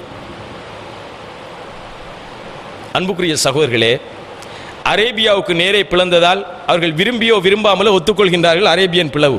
ஆனால் இறை தூதர் பிரித்ததாக அவர்கள் ஒத்துக்கொள்ள மாட்டார்கள், கண்டிப்பாக ஒத்துக்கொள்ள மாட்டார்கள். இறை தூதர் தான் பிரித்தார்கள் என்ற சஹீஹுல் புகாரியில் வரக்கூடிய அனைத்து ஹதீஸ்களையும் ஏற்றுக்கொண்டால் அவர்கள் இஸ்லாத்தை ஏற்றுக்கொண்டு விட்டார்கள். திருமறை குர்ஆனில் சொல்லப்பட்டிருக்கிறது, சந்திரன் பிளந்து விட்டது, மறுமை நாள் நெருங்கி விட்டது என்று சொல்கிறது. ஆனால் ஏன் பிளந்தது, எதற்கு பிளந்தது, யார் பிளந்தது என்பது திருமறையில் சொல்லப்படவில்லை. ஆனால் சஹீஹுல் புகாரியில் பாகம் 4 மிக தெளிவாக சொல்லி இருக்கிறது. இறை தூதர் தான் பிளந்தார், இந்த நேரத்தில் பிளந்தார், எப்படி பிளந்தார், என்ன சந்தர்ப்பத்தில் பிளந்தார் என்று மிக தெளிவாக சொல்லி இருக்கிறது. ஆனால் இன்று அரேபியன் பிளவு என்று பட்டம் சூட்டி இருக்கின்றார்கள். அரேபியாவுக்கு நேராக இருக்கிறது அந்த பிளவு, பிளந்திருக்கிறது. ஆனால் இன்றும் அந்த பிளவு தெரிகிறது, ஒட்டித்தான் இருக்கிறது, பிளவு தெரிகிறது. அன்பார்ந்த சகோதரர்களே, இதெல்லாம் யார் சொன்னது? திருமறை குர்ஆனிலே சொல்லப்பட்ட செய்தி இறை வேதமாக இருந்தால் தானே இந்த செய்தி வந்திருக்க வேண்டும். மனித சொல்லாக இருந்தால் இந்த செய்தி எப்படி வந்திருக்க வேண்டும்? சிந்திக்க வேண்டுமா இல்லையா? எனவேதான் இது திருமறை குர்ஆன், அல்லாஹ்வுடைய சொல், இது இறை வேதம். அது மட்டுமல்ல, மேலும் அல்லாஹ் ரப்புல் ஆலமீனுடைய திருமறை குர்ஆனில் சொல்லக்கூடிய மிகப்பெரிய உண்மை என்ன தெரியுமா? இந்த மனச்சாட்சியை பற்றி சொல்லக்கூடிய ஒரு செய்தி. நம்முடைய குற்றங்கள், நாம் செய்யக்கூடிய குற்றங்களை செய்யும் போது நம்முடைய மனச்சாட்சி உறுத்தும். பாருங்க, ஏதாவது ஒரு தவறு செஞ்சிட்டோம் சொன்னா மனச்சாட்சி நம்மளை உறுத்தும். இந்த மனச்சாட்சியின் மீது ரப்புல் ஆலமீன் சத்தியம் செய்துவிட்டு ஒரு உண்மையை சொல்கின்றார். மிகப்பெரிய ஒரு அறிவியல் உண்மை சொல்லப்படுகிறது. அந்த அறிவியல் உண்மை அண்மை காலத்தில் தான் மக்கள் மத்தியிலே அது பரவலாக்கப்பட்டு செயல்படுத்தப்பட்டு இன்று நம்முடைய நாட்டிலும் கொண்டு வரப்பட இருக்கிறது. இந்த அடையாள அட்டை புதிய முறையில் அறிமுகப்படுத்தப்பட இருக்கிறது. அந்த பிங்கர் மார்க்கோடு அந்த அடையாள அட்டை அறிமுகப்படுத்தப்பட இருக்கிறது. பிங்கர் மார்க், கைரேகை அடையாளம். இந்த அடையாளம் நம்முடைய போட்டோவை வச்சு வேண்டிய மாதிரி செய்ய முடியும். என்னுடைய போட்டோவை வைத்து இன்னொருடைய போட்டோவை மாற்ற முடியும், அல்லது வேறு எனக்காக வேண்டி இன்னொருவரை மாற்றம் செய்ய முடியும். ஆனால் இந்த பிங்கர் மார்க்கில் எவரும் கையடிக்க முடியாது, கையாடல் செய்ய முடியாது. ஏன்? உலகத்திலே தோன்றிய அனைத்து மனிதனுக்கும் ஒரு மனிதனுக்கு ஒரு ரேகை தான். இன்று வரைக்கும் பிறந்த மனிதனுக்கும் அதே மாதிரி தான். உலகம் மறுமை நாள் ஏற்படும் வரைக்கும், மறுமை ஏற்படும் வரைக்கும், உலகம் அழியும் வரைக்கும் பிறக்கக்கூடிய அனைத்து மனிதனுக்கும் ஒரே ஒரு ரேகை தான். இந்த ரேகை மாதிரி உங்களுக்கு இருக்காது, என்னுடைய ரேகை உங்களுக்கு இருக்காது, உங்களுடைய ரேகை அடுத்த சகோதரருக்கு இருக்காது. எப்படிப்பட்ட உண்மையை திருமறை சொல்கிறது பாருங்கள். இந்த பிங்கர் மார்க் எப்போ வந்தது? அண்மையில் தான் வந்தது. வெளிநாடு சென்ற சகோதரர்களுக்கு தெரியும், பிங்கர் மார்க் அடிச்சுட்டு தான் இங்கே வர முடியும். பிங்கர் மார்க் பார்த்து தான் உள்ளே எடுப்பான். அடையாளம், இதுல எந்த கையாடலும் செய்ய முடியாது. கண்டிப்பா இது இவர் தான் என்பதை நிரூபிக்கக்கூடிய உண்மையான ஒரு சான்று. இந்த சான்றை திருமறை குர்ஆனில் 1400 ஆண்டுகளுக்கு முன்னதாக நபி ஸல்லல்லாஹு அலைஹி வஸல்லம் அவர்கள் வஹி என்ற செய்தியில், வஹி செய்தி என்று நமக்கு சொல்லி தந்தார்கள். அத்தியாயம் 75 வசனம் 1 தொடக்கம் 4. லா உக்ஸிமு பியௌமில் கியாமா, மறுமை நாளின் மீது சத்தியம் செய்கின்றேன். வலா உக்ஸிமு பின்னஃப்ஸில் லவ்வாமா, குற்றம் செய்தவனை நிந்திக்கும் மனச்சாட்சியின் மீதும் சத்தியம் செய்கின்றேன். ரெண்டு விஷயத்தில் சத்தியம் செய்கின்றான் ரப்புல் ஆலமீன். சத்தியம் செய்துவிட்டு சொல்கின்றான், அயஹ்சபுல் இன்சானு அன் நஜ்மஅ இலாமா, இறந்து உக்கி மக்கி மண்ணாகி போனதற்கு பின்னர் இந்த மனிதன் என்னை யார் எழுப்புவது என்று எண்ணிக்கொண்டிருக்கின்றானா? நாமெல்லாம் நினைக்கலாம், மனித சமுதாயம் நினைக்கலாம், என்னை நான் இறந்தவுடனே மண்ணுக்குள் புதைப்பார்கள், புதைத்ததற்கு பின்னால் நாம் எலும்பா அப்படியே உக்கி மக்கி மண்ணாகி போவேன், அதற்கு பின்னர் யார் எழுப்புவது என்ற ஒரு கேள்வி வரும் அல்லவா? அந்த கேள்விக்கு பதில் சொல்கின்றது திருமறை. என்ன தெரியுமா? பலா காதிரின் அலா அன்னுசவிய பனானா, அவனுடைய விரல் நுனியை கூட நாம் சரியாக அதாவது முன்னிருந்தவாறு சரிப்படுத்த ஆற்றலுடையோம் என்று சொல்கிறது. விரல் நுனி. நான் கேட்கின்றேன், இவ்வளவு உடம்பினுடைய அனைத்து பகுதிகளும் இருக்கிறது அல்லவா? உடம்புல எவ்வளவு பகுதி இருக்கிறது? முக்கியமாக ஹெட் இருக்கு, தலை இருக்குது, கண் இருக்குது, பார்வைக்கு செவிப்புலன் இருக்கிறது. இதெல்லாம் சொல்லாமலுக்கு விரல் நுனியை மட்டும் ஏன் திருமறை சொல்கிறது? விரல் நுனியை கூட நாம் சரிப்படுத்த ஆற்றலுடையோம் என்று சொல்கிறது. விரல் நுனியில என்ன இருக்கு? ஒண்ணுமே கிடையாது. நம்முடைய பார்வையில் நாம நினைப்போம். திருமறை குர்ஆன் சொல்லக்கூடிய உண்மை என்ன தெரியுமா? இதுதான் இந்த பிங்கரு. இந்த பிங்கர் மார்க் தான் அது மனிதனுடைய ரேகை. இந்த ரேகையை வைத்து எவனும் ஒண்ணு செய்ய முடியாது. ஒரு மனிதனுடைய ரேகை அந்த மனிதன்றதான், அடுத்த மனிதனுடைய ரேகை இந்த மனிதனுக்கு இருக்காது என்பதை 1400 ஆண்டுகளுக்கு முன்னதாக இறை வேதம் நமக்கு தெளிவாக சொல்லிவிட்டது. எனவேதான் மனிதனுடைய சொல்லல்ல இது, இது இறைவேதம் என்பதை நாம் ஒத்துக்கொள்ள வேண்டும். விரும்பிய விரும்பாமலோ கண்டிப்பாக ஒத்துக்கொண்டே ஆக வேண்டும். மனித சமுதாயம் இறைவேதம் தான், இறை தூதர் சொல்லல்ல இது, இறைவேதம் இது. அன்புக்குரிய சகோதரர்களே, கடைசியாக ஒரு முக்கியமான செய்தியை மட்டும் பார்த்துவிட்டு உரையை நிறைவுக்கு கொண்டு வருவோம். அதாவது நாமெல்லாம் அடிக்கடி ஓதக்கூடிய, எல்லாரும் சில அநேகமான சகோதரர்கள் மனப்பாடமாக மனதிலே பதிய வைத்திருக்கக்கூடிய சூரா யாசின். எல்லோருமே அநேகமாக அந்த காலத்திலிருந்து சூரா யாசினை மனனம் செய்திருக்கின்றோம்.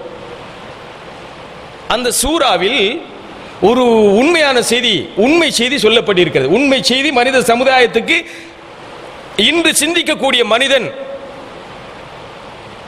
அந்த வசனத்தை ஆய்வு செய்யக்கூடிய மனிதன் காணக்கூடிய மிக உண்மையான செய்தி அங்கே இருக்கிறது.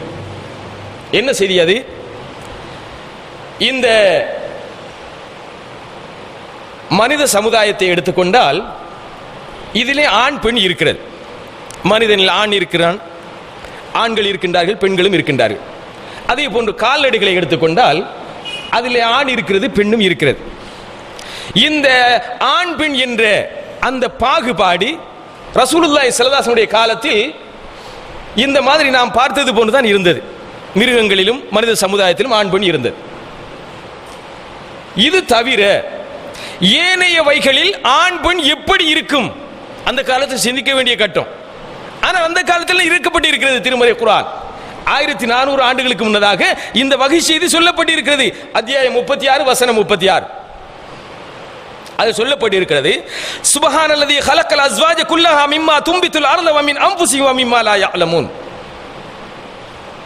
பூமி முளைப்பிக்கும் புட்பூண்டுகள் எல்லாவற்றையும், மனிதர்களையும், அதாவது மனிதர்களாகிய இவர்களையும், இவர்கள் அறியாதவற்றையும் ஜோடி ஜோடியாக படைத்தவன் அல்லாஹ் மிகப்பெரியவன், தூய்மையானவன், பாக்கியமுடையவன்.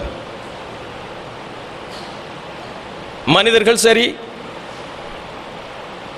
மனிதர்கள் அல்லாத அனைத்திலும் ஜோடி என்று திருமறை குர்ஆன் சொல்கிறது. அன்புக்குரியவர்களே, மனிதர்கள் அல்லாத ஜோடிகளில், அந்த படைப்புகளில் ஜோடி என்று சொல்கிறது. அந்த ஜோடி எது? தாவரங்களிலும் ஜோடி இருக்கிறது, ஆண் பெண். தாவரங்களில் ஜோடி இருப்பது அண்மை காலங்களில் தான் நிரூபிக்கப்பட்டிருக்கிறது. தாவரங்களில் ஆண் பெண் இருக்கிறது. இன்னும் சொல்ல போனால் சில நூற்றாண்டுகளுக்கு முன்னதாக இந்த ஏனைய பொருட்களிலும் ஆண் பெண் உண்டு என்று நிரூபிக்கப்பட்டிருக்கிறது. அதில் சில ஆண் பெண் வகைகளை பார்ப்போம். இப்போது சுழன்று கொண்டிருக்கக்கூடிய இந்த ஃபேன், இந்த ஃபேனில் இந்த மின்சாரம் செலுத்தப்பட்டால் தான் அது சுழலும், இல்லை அது போல சுழலாது. இந்த மின்சாரத்தில் ஆண் பெண் உண்டு. பாசிட்டிவ் நெகட்டிவ் என்று சொல்வோம். வெற்றியை பாருங்க, டோர்ச் பெட்டி எடுத்து பார்த்தீங்கன்னு சொன்னா மேல அடிச்சுப்பான் சக போட்டிப்பான் பாசிட்டிவ், கீழே அடிச்சுப்பான் சய. இது ஆண் பெண் என்பதை நிரூபிப்பதற்கான ஒரு, அதாவது ஆதாரப்படுத்துவதற்கான ஒரு சான்று. வெற்றியில போட்டிருப்பான் மேல பாசிட்டிவ் கீழே நெகட்டிவ் சக சய. வெற்றியிலும் அதாவது கரண்டிலும் இருக்கிறது ஆண் பெண். அது போன்று நம்முடைய இப்போதைய அறிவியல் ஆய்வாளர்கள், அறிவியல் மேதைகள் அணு ஆயுதங்களை செய்கின்றார்களே, இந்த அணுவில் அணுவை பிளந்தால் இருக்கக்கூடியது ஆண் பெண் இருக்கிறது. புரோட்டான் நியூட்ரன் இருக்கிறது, ஆண் பெண், அதிலும் ஆண் பெண். புரோட்டான் எலக்ட்ரான், ஆண் பெண் அதிலும் இருக்கிறது. அது மட்டுமல்ல, சிறு பிள்ளைகள் விளையாடுகின்றார்கள் பாருங்கள் காந்தம், அந்த காந்தத்திலும் ஆண் பெண் உண்டு. இப்படியாக ஒவ்வொரு பொருளாக நாம் பார்க்கின்ற போது அனைத்து பொருள்களிலும் ஆண் பெண் உண்டு. அல்லாஹ் படைத்திருக்கக்கூடிய பொருள்களில் நீங்கள் அறியாதவற்றிலும் ஆண் பெண் உண்டு என்று திருமறை சொல்கிறது. அத்தியாயம் 36 வசனம் 36. 1400 ஆண்டுகளுக்கு முன்னதாக இறை தூதர் ஸல்லல்லாஹு அலைஹி வஸல்லம் சொன்ன வகி இப்போதான் நிரூபிக்கப்படுகிறது. இதுல எல்லாம் இருக்கு ஆண் பெண், இதிலும் ஆண் பெண் இருக்கிறது. இப்போ சொல்லுங்கள் அன்பாத சகோதரர்களே, இது இறைவேதமா, இறை சொல்லா, அல்லது நம்முடைய உயிரிலும் மேலாக மதிக்கக்கூடிய நபி ஸல்லல்லாஹு அலைஹி வஸல்லம் தாங்களாக சொன்னதா, உருவாக்கி கொண்டதா? அவர்கள் உருவாக்கி இருந்தால், அவர்கள் சொல்லி இருந்தால், அவர்களை பற்றியே ஏன் அவர்கள் சொல்ல வேண்டும்? தன்னுடைய மனைவியினுடைய திருப்திக்காக வேண்டி தேனை ஹராமாக்கிய நபிகள் நபி ஸல்லல்லாஹு அலைஹி வஸல்லம் வகி செய்தி இறக்கப்படுகிறது. உம்முடைய மனைவிக்காக வேண்டி நீங்கள் இந்த தேனை நாம் ஹலாலாக்கியதை நீங்கள் ஹராமாக்குவதா என்று இறக்கப்படுகிறது. இதையெல்லாம் நமக்கு சொல்லுவாங்களா? ஒரு சொல்ல கூட மறைக்க முடியாத இறை செய்தி. ஒரு சொல்லை கூட இறை தூதராக அனுப்பப்பட்ட அல்லாஹ்வுடைய தூதர் ஸல்லல்லாஹு அலைஹி வஸல்லம் மறைக்க முடியாது, சொல்லியாக வேண்டும். இருக்கக்கூடிய பெரிய மகான்கள் மத்தியிலே கண் தெரியாத சகோதரர்கள் வந்து இருக்கக்கூடிய அந்த நேரத்திலே அவர்களை எழுந்து போக நினைத்து அல்லாஹ்வுடைய தூதர் ஸல்லல்லாஹு அலைஹி வஸல்லம் வஹி செய்தி இறக்கப்படுகிறது. என்ன செய்தி? அவர்களுக்காக வேண்டி நீங்கள் உங்களோடு இருக்கக்கூடியவர்களை வெளியேற்றுகின்றீர்களா? இதெல்லாம் நமக்கு சொல்ல வேண்டுமா? திருமறை குர்ஆனில் சொல்லப்பட்டிருக்கிறதே. தன்னை பற்றியே தன்னுடைய அந்த தான் நடக்கக்கூடிய அந்த தவறை பற்றி திருமறையில் சொல்லப்பட்டிருக்கிறது. ஆக தன்னை பற்றியே சொல்லக்கூடிய அந்த செய்தி, தன்னுடைய தவறை பற்றி சொல்லக்கூடிய செய்தி அவர்கள் சொல்ல முடியுமா? சொல்ல முடியாது. எனவேதான் இது இறைவேதம், அது கண்டிப்பாக அது மனிதனுடைய சொல் அல்ல. இன்னும் சொல்ல போனால் ரசூலுல்லாஹி ஸல்லல்லாஹு அலைஹி வஸல்லம் அவர்கள் எவ்வளவு பெரிய ஒரு அற்புதமான ஒரு மிகப்பெரிய ஒரு அற்புதத்தை நமக்கு தந்துவிட்டு சென்றிருக்கின்றார்கள் பாருங்கள். இன்று வரைக்கும், ஏன் உலகம் அழியும் வரைக்கும் ஹாஃபிலுடைய அந்த ஹிஃபுல் செய்யக்கூடிய அந்த உள்ளங்களில் அப்படியே இருக்கக்கூடியது 6666 ஆயிஷா ரலியல்லாஹு அன்ஹா அவர்கள் அறிவிக்கக்கூடிய அந்த அறிவிப்பின்படி 6666 வசனங்கள் உள்ளத்திலே பதிவு செய்யப்பட்டிருக்கிறது. ஹாஃபிஸுடைய உள்ளங்களிலே பதிவு செய்யப்பட்டிருக்கு. அதில் ஒரு சொல் கூட மாற்றம் இருக்காது. உலகம் அழியும் வரைக்கும் நாம் பாதுகாப்போம், இதில் எந்த பொய்யும் அணுகாது என்று திருமறை அடித்து சொல்கிறது. இதுல எந்த பொய்யும் கலக்க முடியாது. இது அல்லாஹ்வுடைய சொல், அல்லாஹ்வுடைய வேதம். இதில் கலப்படம் கிடையாது, பொய் அணுக முடியாது, நெருங்க முடியாது என்று சொல்கிறது. மனிதனுடைய புகுத்தல் இருக்க முடியாது. ஹதீஸ்களில் வேண்டும் என்றால் திணிக்க முடியும். ஆனால் அல்லாஹ்வுடைய வஹி, பாதுகாக்கப்பட்ட வஹி இறைவேதம், அதில் திணிக்க முடியாது.